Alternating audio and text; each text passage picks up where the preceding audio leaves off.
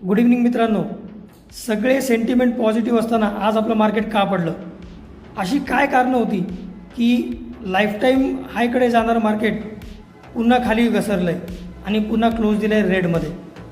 तर दोन कंपन्या, कीनेस टेक्नॉलॉजीज आणि आपली लाडकी इंडिगो, हे तर या दोघांनी तर आणखीन पुश केलं. पण सगळ्यात महत्त्वाचं कारण होतं की मिड कॅप आणि स्मॉल कॅपमध्ये झालेली ताबडतोड सेलिंग. FIIsनी जास्त काही माल विकलेला नाही आहे आणि DIIsनी सुद्धा बाय केलेलं आहे.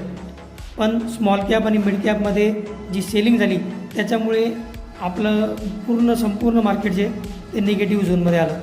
आता उद्या आपलं मार्केट डाऊनमध्ये ओपन होणार, म्हणजे गॅप डाऊन ओपन होणार आहे. तर उद्याच्या या वरच्या महत्त्वाच्या लेवल्स आहेत, या नोट डाऊन करा, मार्क करा आणि लेवल टू लेवल ट्रेड करा, स्टॉप लॉस लावून ट्रेड करा. गॅप डाऊन ओपन झाल्या ट्रेड घ्यायची चूक करू नका. मार्केट पहिले अर्धा तास सेटल होऊ द्या, नंतर ट्रेंड बघून ट्रेड घेण्याचा विचार करा. कारण उद्या आहे निफ्टीची वीकली एक्सपायरी. 10 तारखेला फेड चेअरमन त्यांचा रेट कट असेल नसेल काय असेल ते त्यांचं पॉलिसी जाहीर करणार आहे. तर यावरती लक्ष ठेवा. ओके, धन्यवाद. जय हिंद, जय महाराष्ट्र मित्रांनो.